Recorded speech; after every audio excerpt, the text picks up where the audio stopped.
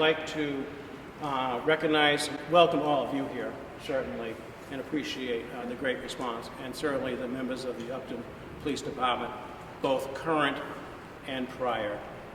Families of all of you are here. I recognize a lot of friendly faces. I've been gone from town for 25 years. It's hard to believe. And off the Historical Society really for 30 years.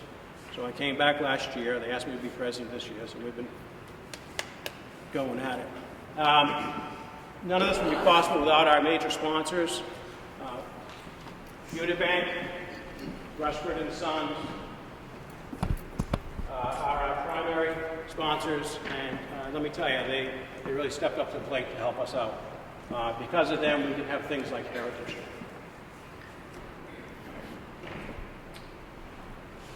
So I have family here. We have current members.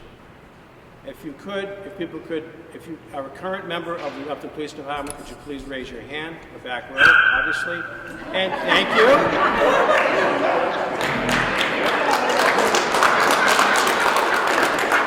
That was perfect timing. It's on video. Led by Chief Nicholas Palmieri. Thank you. Family members of former chiefs and police officers, please raise your hand. We have Mort Hebb represented, James Seitz represented, Dan Bates represented, and a few other Bates. Who else do I have here?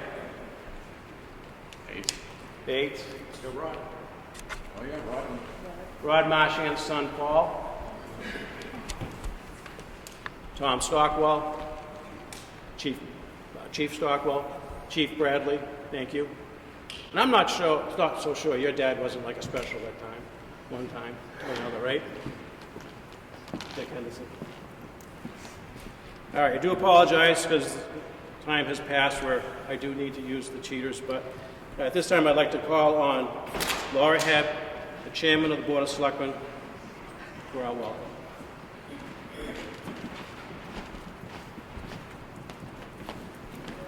I'd like to thank everyone for coming tonight. For those of you who don't know me, I'm Laura Hebb. I'm chair of the Board of Selectmen, and my dad, Mort Hebb, was on the force for at least 40 years. He was recruited by Danny Bates.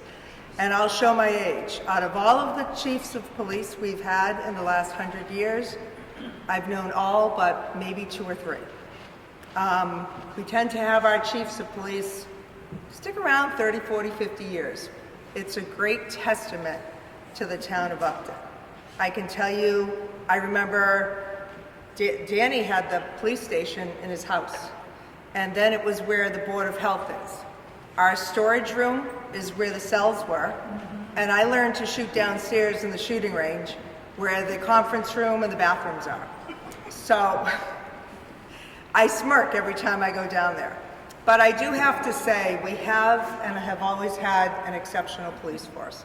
And what I don't think people realize, they think, oh, you're just a police officer in a small town. Honestly, it's a lot harder to be a police officer in Upton than it is in Boston or Worcester. Why? Because when you're in a city, it's just an accident, it's just a call, it's a domestic. When you live in Upton, you know who you're going to. You know who you're pulling out of the accident. You know, or they're your neighbors, friends, and family. And it's that much harder. So they will always have my utmost respect. And let me tell you, you're welcome, Coda. And let me tell you, we do have an exceptional force. We are extremely lucky. So I will turn things over to Scott and Chief, but thank you all for coming tonight.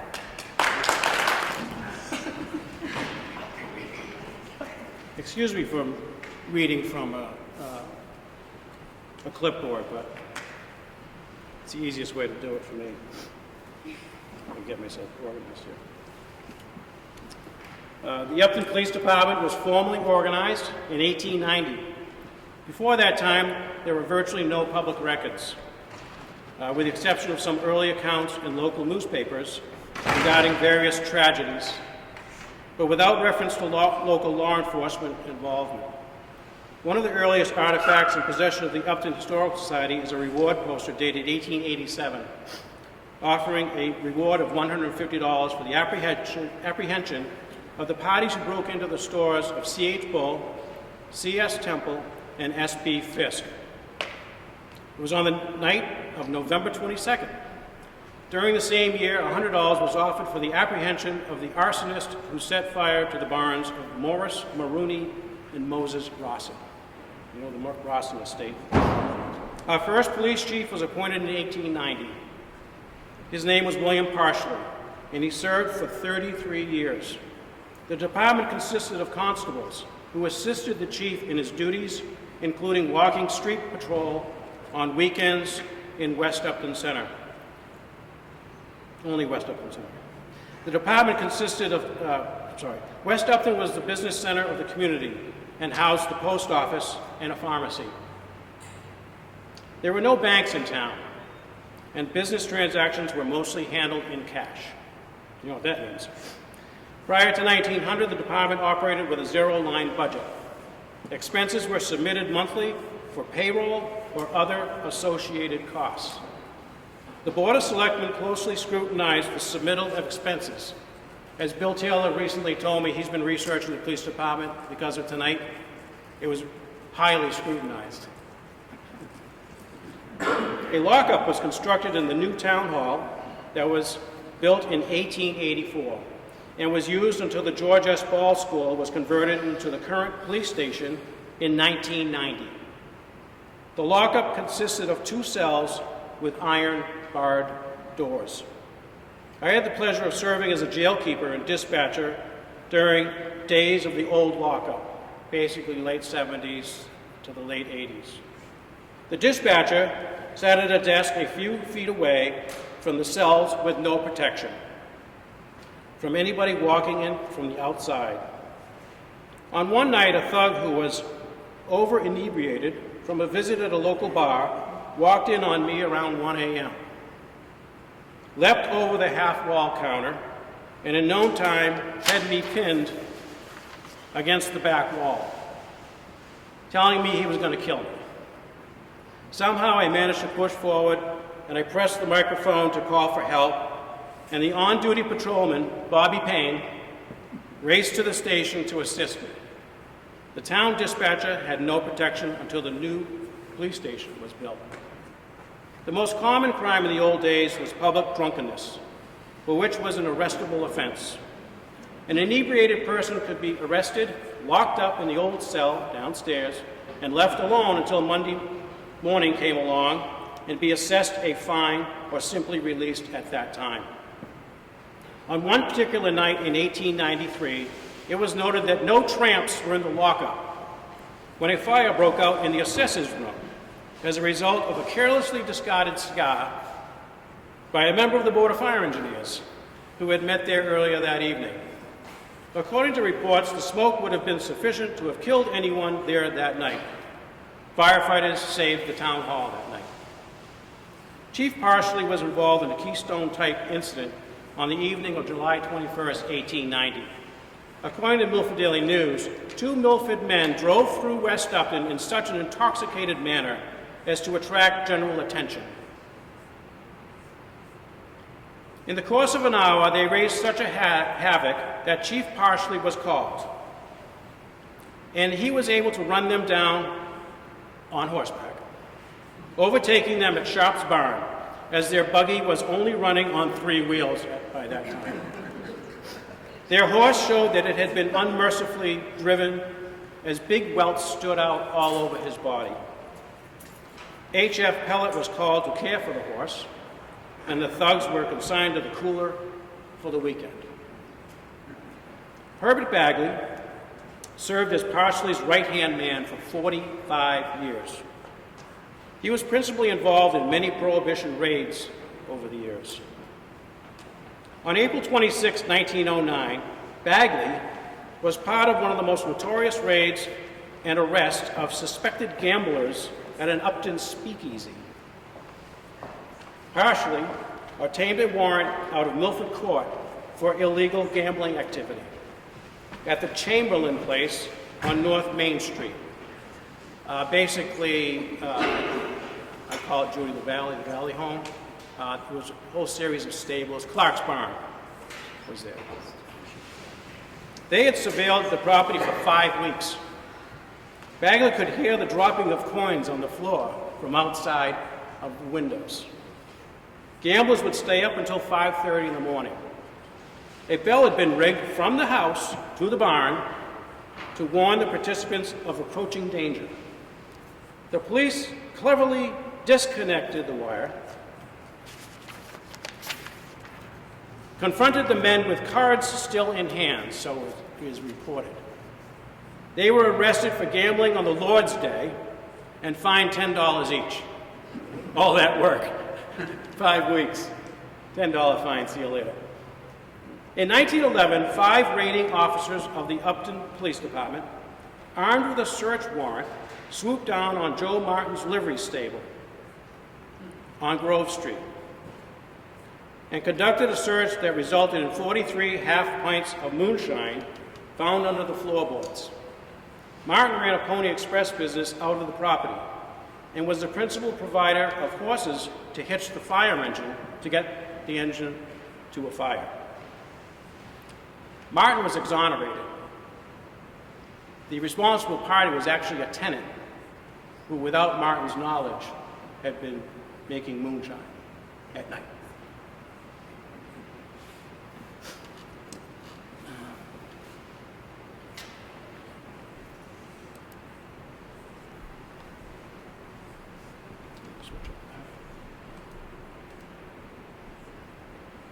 Everybody recognize that building?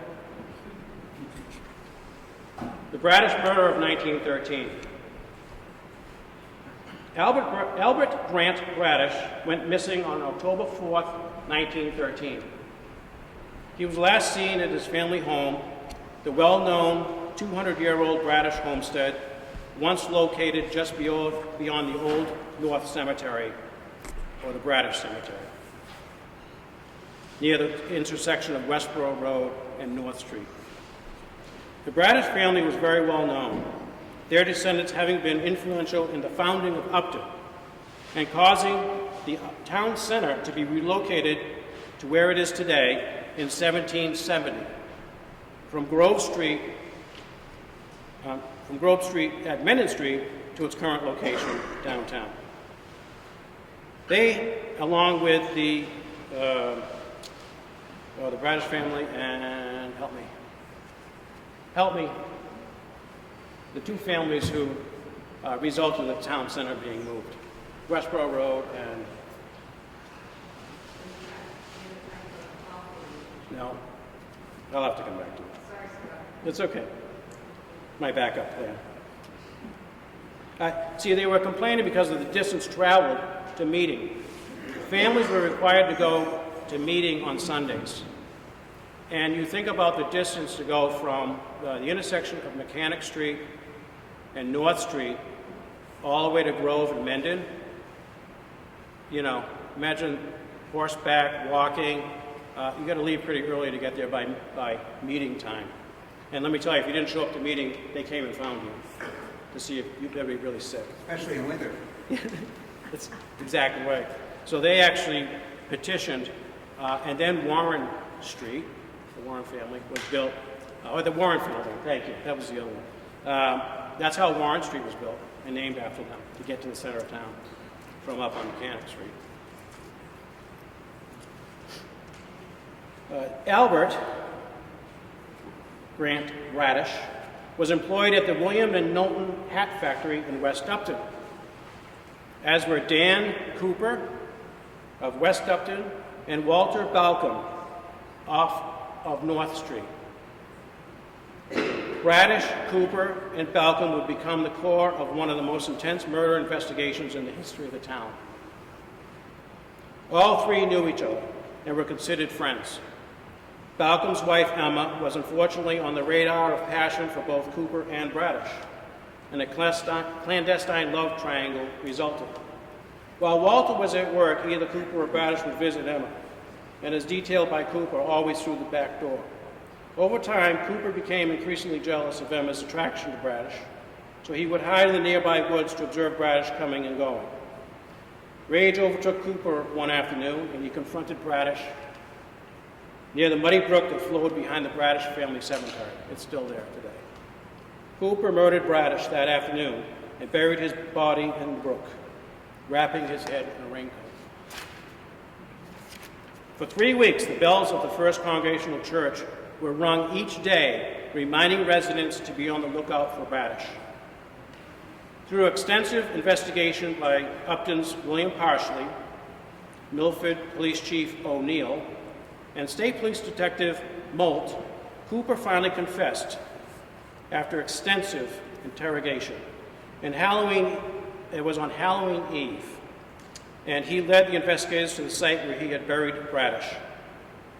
The news of the finding resulted in the same church bell tolled for a lengthy toll.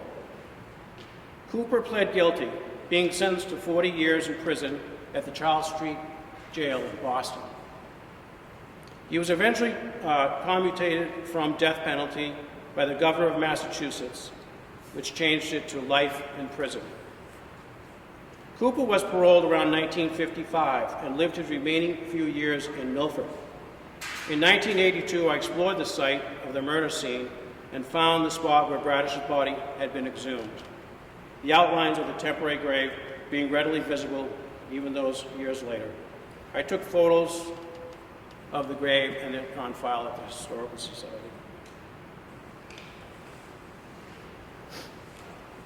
I show this picture because this is the site of the Upton Police Station.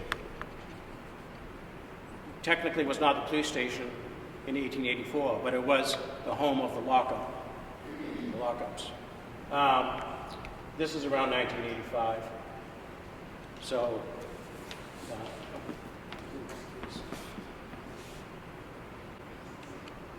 there's Dan, 1923. There's a young man in that photo. November 14, 1914. At 1:30 a.m., Frank Wellman, while making his rounds as a night watchman for the Knowlton and Sons Hat Factory, discovered a group in the doorway of the West Upton Post Office, located in Hotel Pleasant. He flashed his light on them and yelled, "What are you doing there?" The reply was a shot, followed by 2 more. Wellman pulled his revolver, and the battle was on. In those days, the streetlights were cut off at 10 p.m. every night, and only the flashing of gunfire could be seen by area residents. The Yeggs ran behind the Unitarian Church and made their escape down Maple Avenue and onto Rockdale. It was discovered that the West Upton Railroad Depot had been broken into earlier and that a drill, a pick, and a wrench had been stolen, likely to be used to break in to the West Upton Post Office. That night, they didn't get anything. The first report of someone shot and killed by the Upton police was in June of 1917, when Savario Romagnoli brandished a firearm at Officer Bagley, who had responded to a call the usher found on Glenview Street. That's in East Upton. Romagnoli had been run out of the farm by Frank Usher, and the police beckoned and driven to the scene in a Model T driven by Leroy Prentice. Bagley fired the mortal wound after Romagnoli fired shots upon arrival of the posse. This is a picture of a safe that was in the town hall downstairs from 1884 until I purchased it, honestly, just a few years ago, maybe 10 years ago. That's the inside of the safe. This is pretty interesting. Local businesses dealt mostly in cash. Cash was king. The town treasurer would likely have thousands of dollars on hand during tax collection season. Such was the case in 1921 when 2 men broke into town hall and successfully broke into one of the 2 town safes, making off only momentarily when they were confronted on Main Street nearby and shot on the spot. In response to this episode, the selectmen hired a local firm to install anti-theft devices on the town-owned safes. The devices were cleverly installed not to maim, but to kill by suffocation. They didn't fool around. Any fool enough to drill into the safe to release the locking device was in for a rude and final surprise. Over the years, the word was not passed down about the lethality of these devices. I used to visit Town Treasurer Paula McMorrow at closing time in the 1980s. Just kind of a safety thing, because she was carrying a lot of cash in those days. I always remember she would haphazardly slam the door. Whenever I found this device, I thought back of all those times she slammed that door and was very lucky. If Paula had only known at the time that she was playing with fire, she would have thought otherwise. Installed inside the safes were a sophisticated anti-theft triggering device loaded with a .32 caliber round of ammunition that would trigger a discharge of leftover World War I mustard gas, suffocating anyone nearby. I happened to discover this during the town hall renovation when I purchased this safe for $1 online. The result was a memorable visit from the bomb squad. It just happened to be the week of the Boston Marathon, and it was only a couple years after, the major incident there. So I called Chief Goodale and I said, we got a situation here. I saw this thing. I'm like, that's not good. Because the door was open this whole time, just been sitting open downstairs. And so Chief Goodale came down and we called the bomb squad, and they were excited. They were like, this is awesome. We've only had one of these devices in all of New England in so many years that, can I send out a bunch of guys? Okay, sure. So we called the fire department. They came down, stood by, while Mark Anastas from Holliston Safe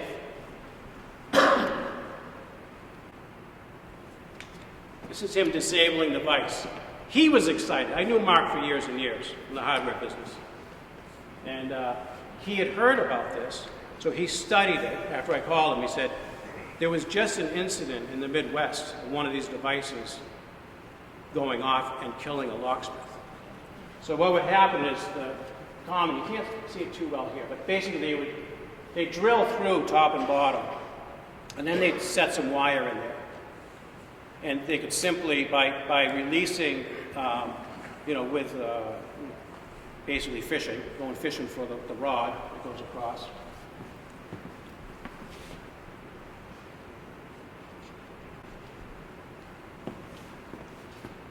There's a series of pulleys in here.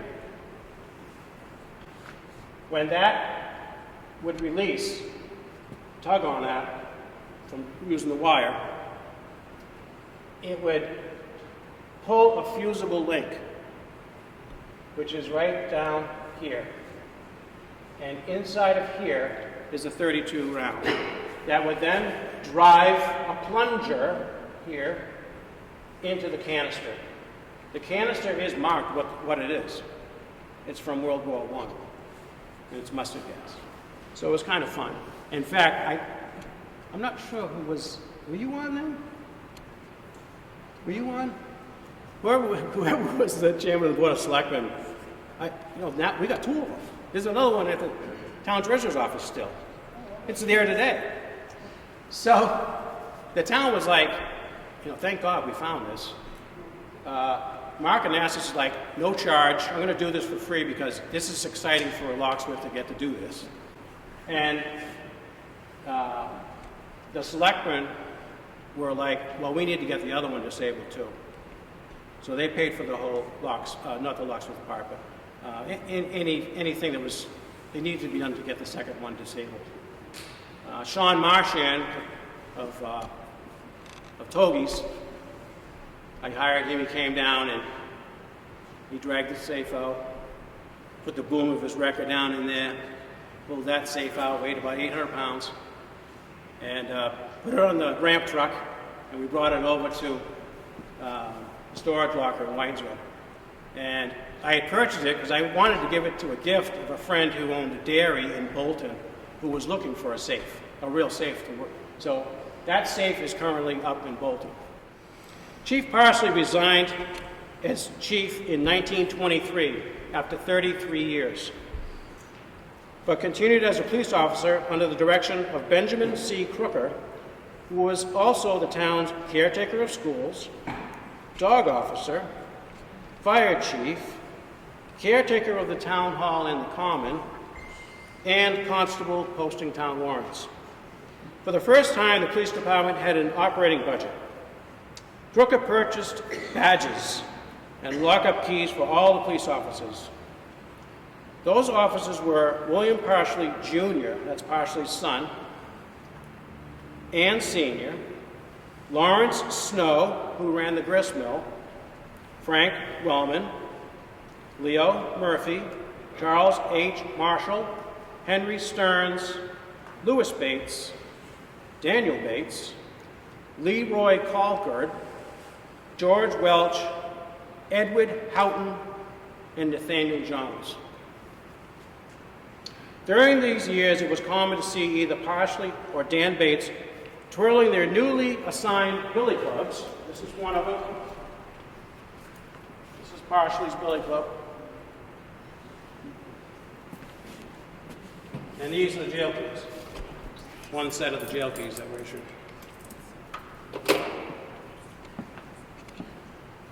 They'd swing them, and it became very popular with the youth to see them. It was an influential experience to see the police officer swinging his billy club. They would do nightly door checks. The early 1920s were a unique set of somewhat dark time in American history. Frivolity abound. There were regular jinx dances held throughout town. The lighting of fires to abandoned buildings was very common. Some organizations worked for liberties and freedoms, while others resisted change. One such organization that resisted change was the Ku Klux Klan.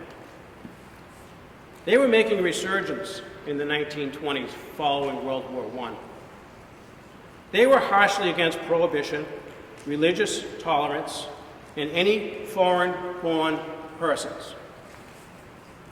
Their cloaked and robed figures terrorized the general public, and Klan gatherings were common in East Upton and West Upton and West River Street and Hopkinton Road.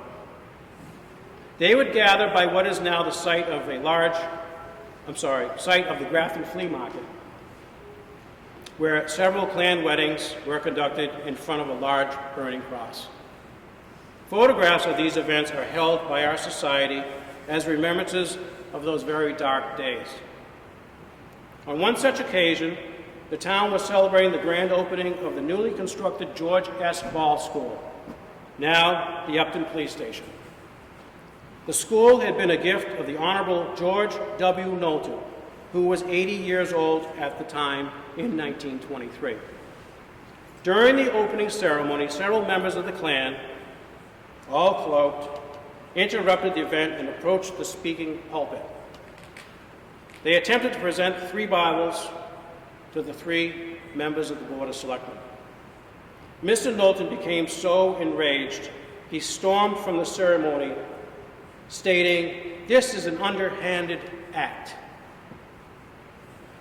And also, when the Holy Bible is used as a means to humiliate and insult, it is nothing short of sacrilege. He immediately resigned from the Board of Selectmen. But Knowlton earned a large amount of respect that day from the townspeople. And within a year, he was elected a state senator. But the Knowlton family would slow down on their years and years of donating heavily to the town. They built so many places in town. You can learn about that another time.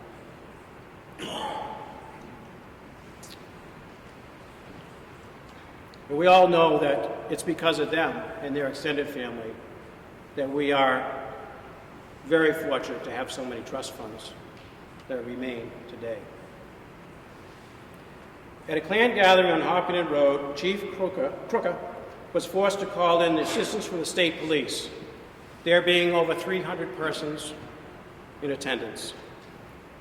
The Klan felled trees to block the roads from the police getting down to them.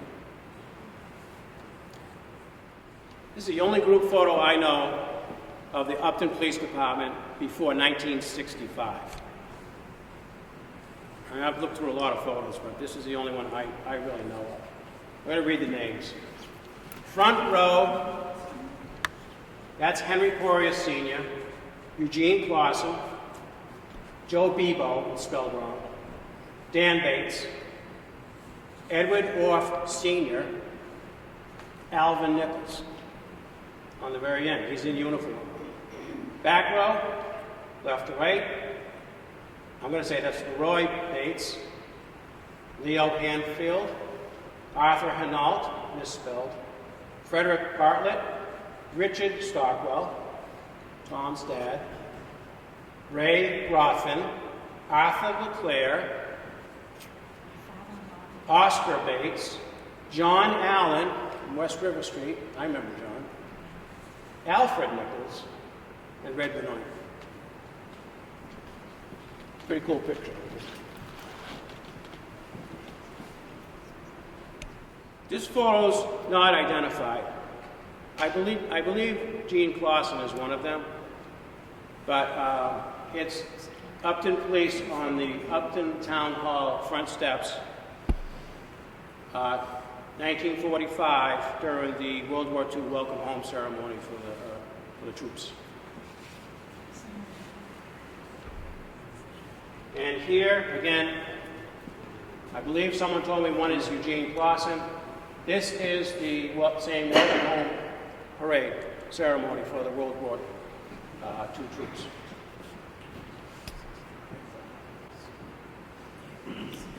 Anybody know who that is? I have that desk. She has that desk in her room. So I just want to say, Donna Bates McNaughton, the granddaughter of Dan Bates, is donating tonight some stuff she literally found while I'm on the phone with her yesterday. She's like, oh, I got this suitcase in the closet. I'm like, yeah? It's a bunch of Dan stuff. I don't know what to do with it. Should I throw it? No, don't throw it out.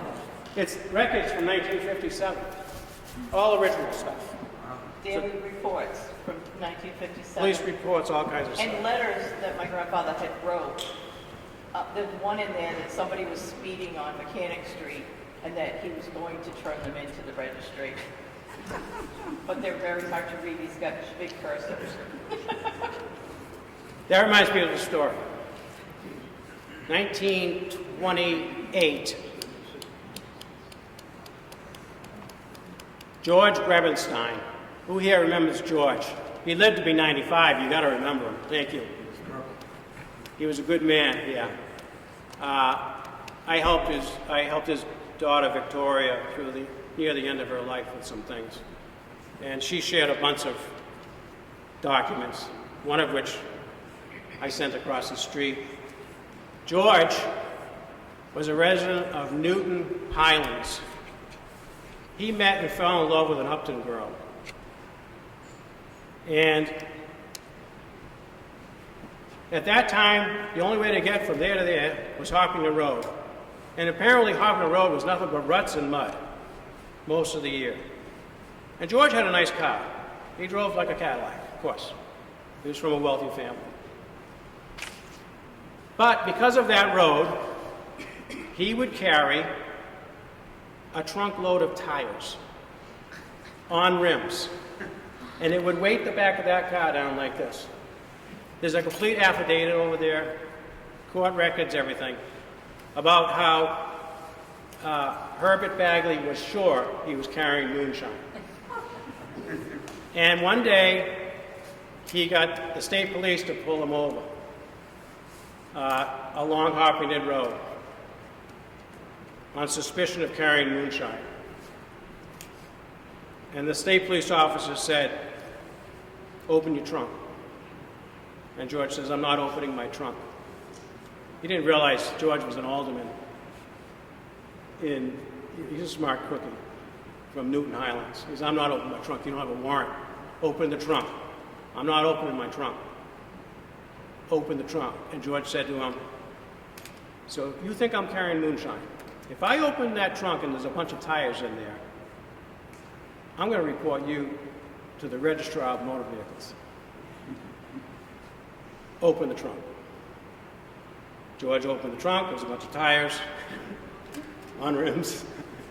And just the beginning of an inquisition happened. With notice coming down from the registrar of motor vehicles.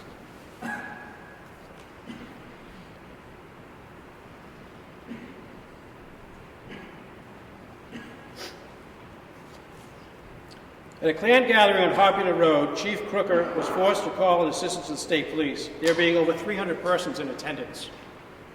The Klan felled trees to block the roads. Dan Bates was first appointed a police officer in 1916 and served as a constable from 1919 to 1965, when he retired. In 1927, he was appointed acting police chief. And it was not until 17 years later that he was appointed permanent police chief. Peter Robeson was his principal patrolman. Robeson used his personal automobile to patrol the town. The town reimbursed his gasoline, but not a dime for his vehicle expense. In 1930, 21 visits were made to local dance halls, and ironically, 21 motor vehicle accidents happened that year. 38 persons were arrested during 1930. Dan lived on Main Street, and if he received an emergency call via telephone, he would turn on the porch light of his home to signal the on-duty weekend patrol officer to stop in because there was a call to go on. There were no radios. One of Dan's happiest moments came with the amazing success with expert police work in dealing with a 3-year-old who went missing from her home on West River Street. The year was 1937, and it was a cold April afternoon when Winona Nelson wandered away from her home. Thus began one of the nation's most intense and trying search and rescue missions. The press picked up the story quickly, and before long, hundreds of volunteers arrived to assist in the search. It was over a period of 4 days. The state police wrongly accused my future stepdad of kidnapping the girl because he was a neighbor, he was the last one to see her. That's Eddie Wadsworth. He was really kind of overwhelmed by that for his entire life. He could not stop talking about it. 80 men from the nearby Conservation Corps camp responded. Radio station WTAG sent broadcasts and updates of the daily efforts. Deputy Sheriff Higgins and his companion Donald Bullard, both of Barre, Massachusetts, discovered the little girl hidden in scrub brush near the Osterman farm way over in Northbridge. At first they thought that she had passed, so they covered her with their coats. The warmth of the coats caused her to whimper. She was alive. She was taken to the Osterman home, and when word reached Governor Henley, he ordered the best physicians in the state dispatched to aid her. She remained in poor condition for many days, suffering from frostbite and pneumonia. She was nicknamed nationally as the Babe in the Woods. Winona Nelson Bouthier, or Noni, as she was affectionately known, lived a long and giving life. She lived on Church Street. And she lived a good, long life. Yeah. Fatsa was her nickname. Her license plate said Red Fatsa. F-A-T-S-A. You're my babysitter. 7 Colt 38 Specials and 1 Smith & Wesson 22 revolver were purchased in 1950 at a cost of $50 each. The annual operating budget was $1,500. Cruiser mileage that year was 4,140 miles, all given by private auto. Dan Bates received a salary of $420 a year, or $35 a month. That's Dan Bates' personal car. In around 1954, they put police on it. They assigned him a flashlight that they would hold out the window, light it up, stop police. And beyond that, they issued this door sign which hung from the driver's door. It laps over like when you go to the drive-in restaurant.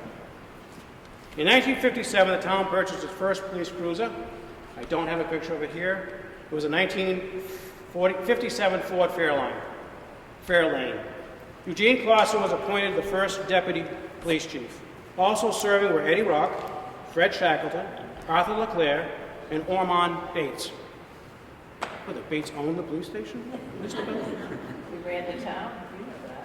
Shackleton became a well-recognized figure as he patrolled the streets of West Upton brandishing dual waist-mounted, pearl-handled revolvers, earning him the nickname Two-Gun Shackleton. Remember those days, Nancy? Yeah. In 1965, Dan Bates retired and was replaced by hard-nosed Rudolph Rudy Scholl. Well, you know what? When I met him, near 90 years old, he came and visited the fire station one day. He wasn't hard-nosed at all. He was a nice guy. But Phil McClure recently told me, he lived near him, he said, I had to really behave myself coming home because Rudy was my neighbor. His staff included Richard Bond, Rodney Marchand, James Seitz, and the first appointed female officer, Dorothy Dot Bishop. David Aldrich, Eddie Orff, Tommy Kozel, Billy Evans Jr., and Ralph Montenegro also served as part-time patrolmen. And I regretfully do not have Mort on here. He wasn't there yet. Oh, he wasn't there yet? I Okay. think it was 66. Oh, see? Marchand had chosen to move to Upton after an afternoon of riding motorcycle through Worcester County in 1959, landing, as he once told me, in the nicest little town he had ever seen. This is for Barry.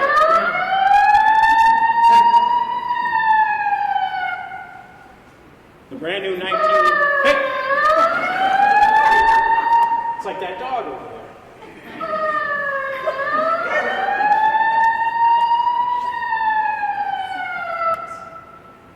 Okay, Barry.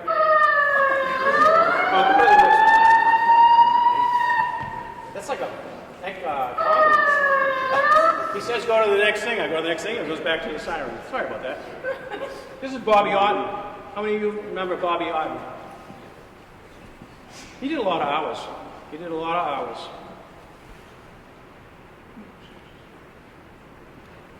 The 1960s were a difficult time culturally, and psychedelic drugs being prevalent, anti-war sentiment thriving and vivacious, and successive national negative stories, such as the assassinations of John, Bobby, and Martin. Chief Scholl requested and was funded a full-time sergeant's position. James B. Seitz was appointed. So he was the first police officer outside of Dan to be appointed. The first police station was constructed in the basement of the town hall in 1965. The lockup had been located there since 1884. The first portable radio was purchased in 1967. And that same year, Rodney B. Marchand replaced Seitz as the sergeant. In 1969, Chief Scholl took a permanent leave of absence, and Rod Marchand was duly appointed chief. Sam Aldrich took Rod's vacated sergeant's position. New appointees included Ralph Chambers, Mary Aldrich, and Stuart Whitney. Marchand served the town for over 20 years. In his later years, despite losing part of a foot to diabetes, continued doing road details simply because he loved the work. Marchand was replaced by Stuart Whitney. Marchand had assigned me as the department's photographer, and I performed this task for 10 years. I was assigned to an investigation of a murder on Chestnut Street, where a young Milford woman was found in a shallow grave on the open Trask property. Trask had come upon the body on his regular property works, finding the woman's purse near where the body had been discovered. On another occasion, while I was on duty as a full-time firefighter EMT fire inspector, I responded to a call for a despondent woman at Millhouse Apartments.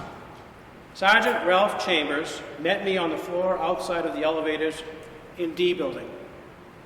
As we walked along the long hallway, an apartment door flung open, and out came the woman holding a loaded .38. She swung left and pointed the gun towards Ralph. Ralph instinctively did not shoot her, instead diving low and tackling her around her waist, the gun spilling off down the hallway, where I managed to secure it as the two struggled on the floor. Now, this is the end of the narrative that I wrote in 1990. I wrote it for Barbara Burke. She was going to produce history of the Upton Police Department at that time, but it never happened. So I'm a little thin on the later years, and I do apologize for that. But they'll be written someday. Rod Marchand with Michael Dukakis running for governor in 1985 outside the Senior Center. Here's the old dispatch. Downstairs, Upton Town Hall. This is kind of a funny. I was making a movie for Mike Marchand. He was getting married. So it's Barbara taking a false call and dispatching it to Rod Marchand. I hope the sound is okay.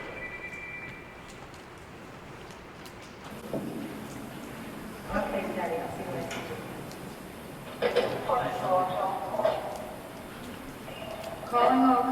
Calling all cars. Be on the lookout for a 10-ton fire department tanker called Mighty Mac. Last seen headed west on Route 140 towards New York. Subject described as Big, Green, and Mean. That's Mike and Marshall. uses the alias Big Mike. If found, do not apprehend. He may be carrying 2 spanners and an axe. This is 1984. Car 12. Tab 54, 10-4, I'll look out for him like he was my own son. This was Paul's favorite shot, was the cruiser. Look at those bubble lights, huh?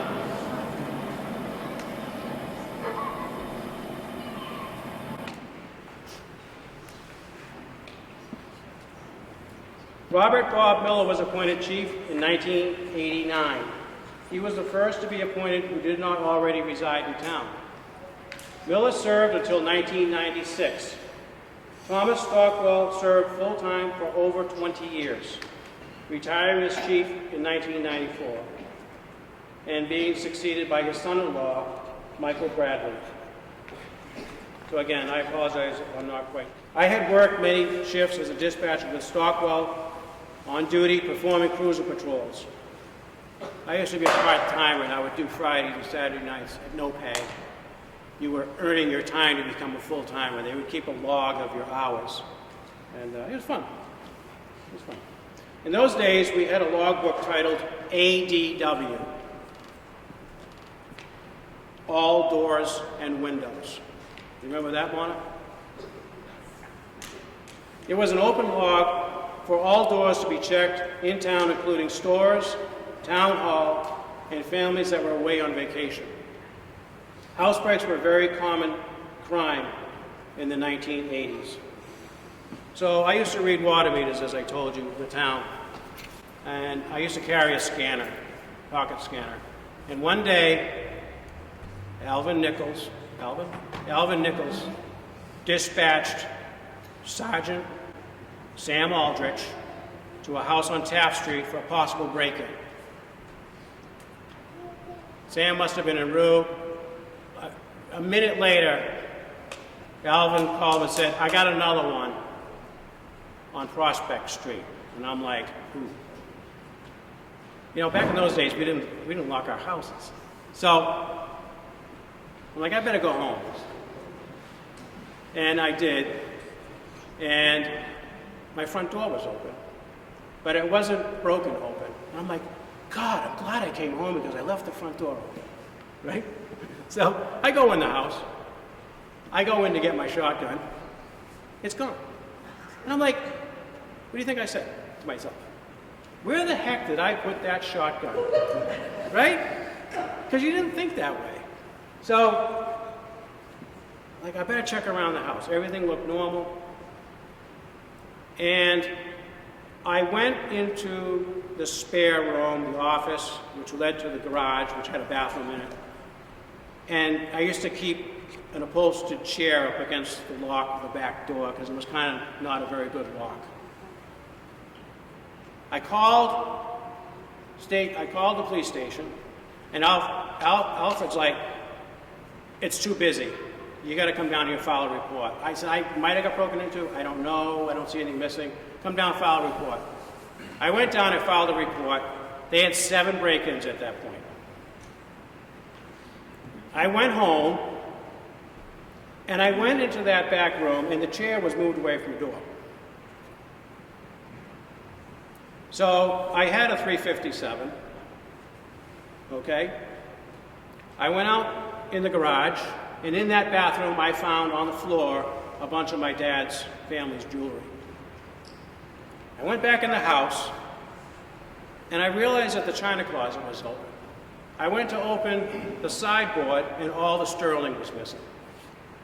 I went back in my bedroom, and I realized all the pillowcases were gone. And that my coin collection that used to be on the wall was gone. So that's just a memory of the way Upton used to be, and I'm sure people lock their doors nowadays. Chief Bradley served 30 years on the force. He's with us tonight.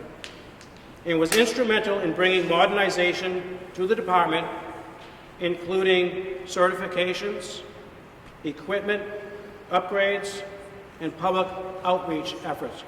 It's a new police world. Bradley retired in 2024 and was replaced by Nick Palmieri, police chief that same year. I now invite Chief Palmieri to come to the podium to tell us a little bit about today's force and the challenges that they face.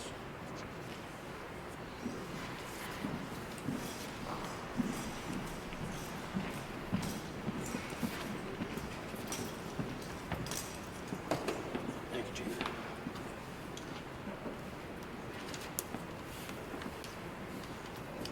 Good evening. Thank you, Scott, for providing us with that in-depth history of the Upton Police Department.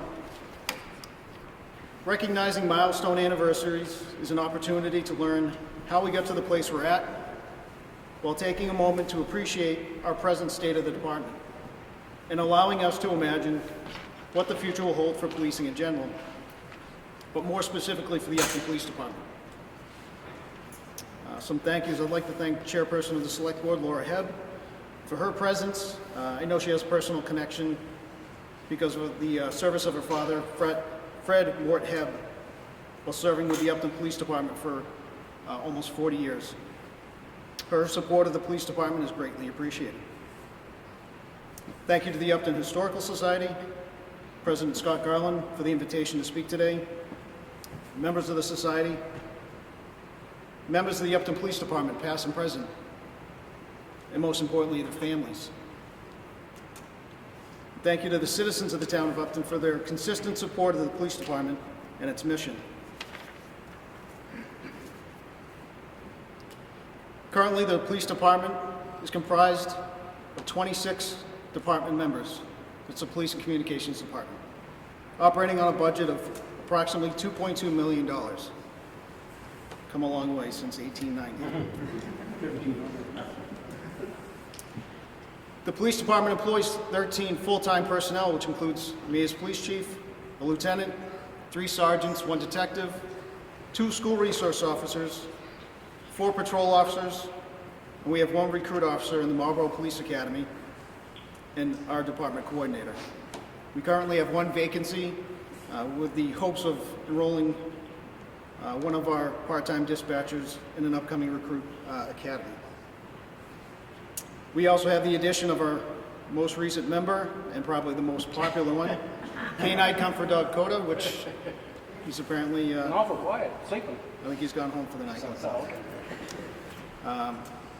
Communications department employs 4 full-time dispatchers and 5 part-time dispatchers to provide emergency 911 dispatch services to the towns of Upton and Hopedale.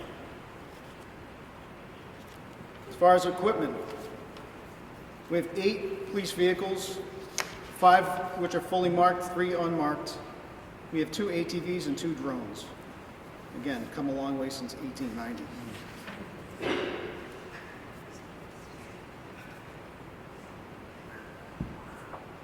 We have on average 40 calls for service or community contacts per day, a total of approximately 14,500. That includes everything from calls for assistance, lift assists, traffic stops, calls for service for domestic violence related incidents, mental health.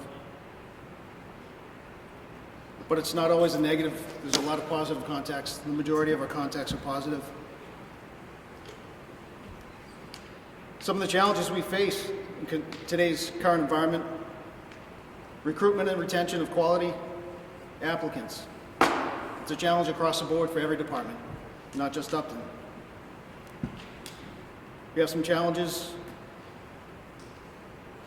staying current with training requirements, consistently changing, training requirements increasing, need to be proficient in everything we have. Constantly training, preparing for the worst. Some additional challenges: earning and maintaining accreditation, becoming re-accredited through the Mass Police Accreditation Commission.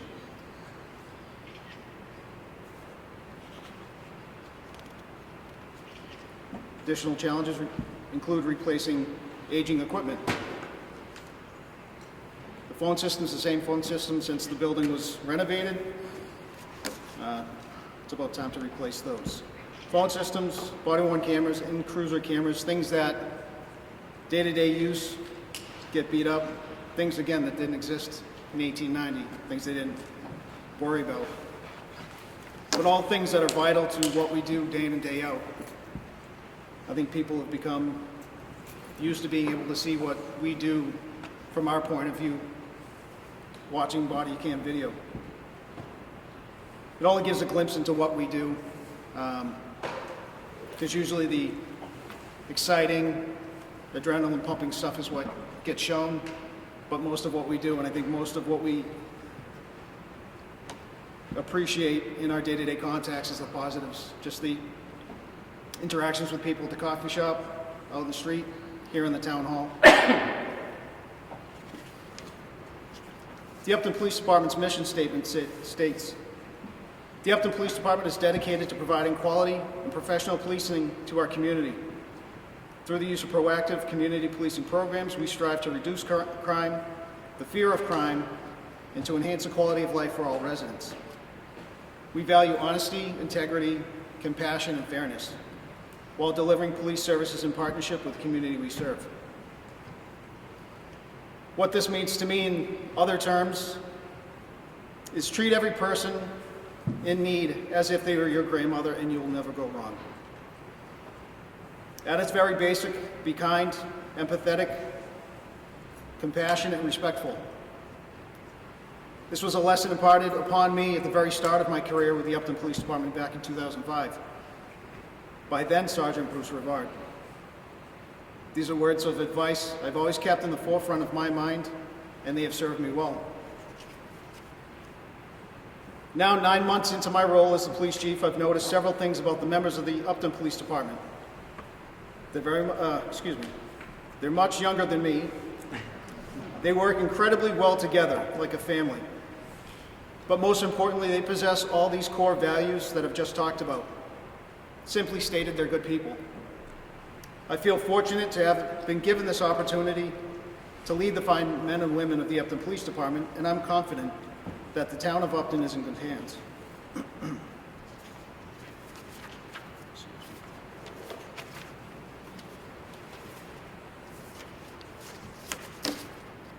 The current state of policing poses an interesting contrast to the past. Without knowing exactly how the department looked physically, I can guess it's fairly different than the officers of the Upton PD uniform today. Today's Upton Police Department has 3 female officers, men sporting beards and tattoos, a comfort dog, and equipment never imagined back in the 1890s. But I tend to believe what has drawn each of us who wear the uniform to this profession is the desire to do good and help others, driven by the values of honesty, integrity, compassion, and fairness. Thank you for your time. Stay safe.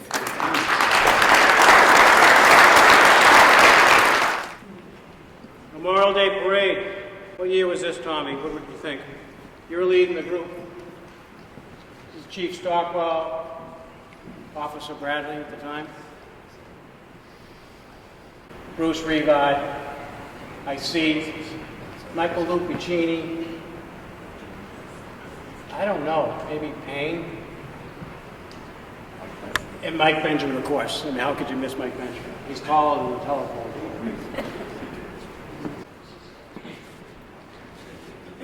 This is a great photo.